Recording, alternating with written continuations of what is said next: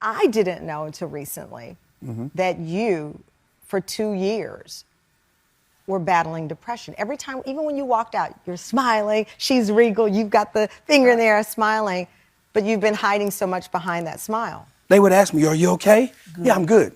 I'm a fixer. Let me fix it. I'll fix everything. Everything is good. Everything is fine. As long as everybody else is good, I'll figure it out on my own later.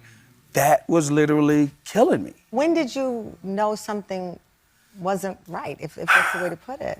I don't know. I just know one day I realized I don't feel right. And something is off. And the only way that I could find relief was I would go in my office and just go to sleep. And that's the only time I just could feel good. You've not talked about this publicly. I have not talked about it. This is the first time. Why is it now the time? Why is it now? Because of the stigma that we have on it as black men. As a community. As a community.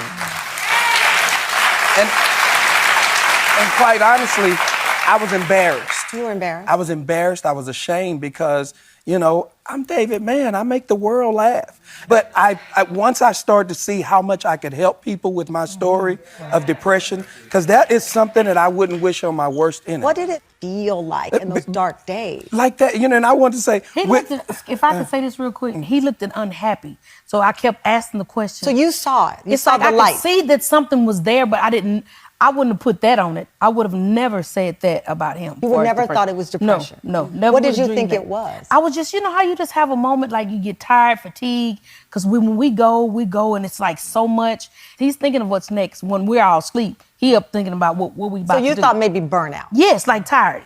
I said, it's like I was drowning, but nobody knew I was drowning. The only way people were going to realize that I was, okay, cool. Yeah.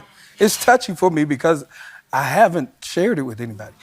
I said the only way people were going to realize that I was drowning is if I completely drowned. And I was like, wow. And I can't say anything to anybody because I got to make sure you're fixed. I got to make sure you're good. I got to make sure everybody's good. And it just hit me. And I was like, I need to see a therapist.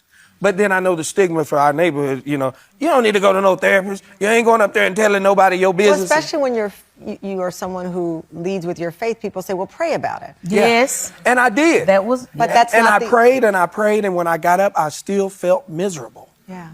So, and like I describe it, I say if I was having a heart attack, they would have taken me to a heart doctor. Yeah. If I had liver problems, they would have taken. I say, so now I'm having some mental health issues. I need to seek professional help.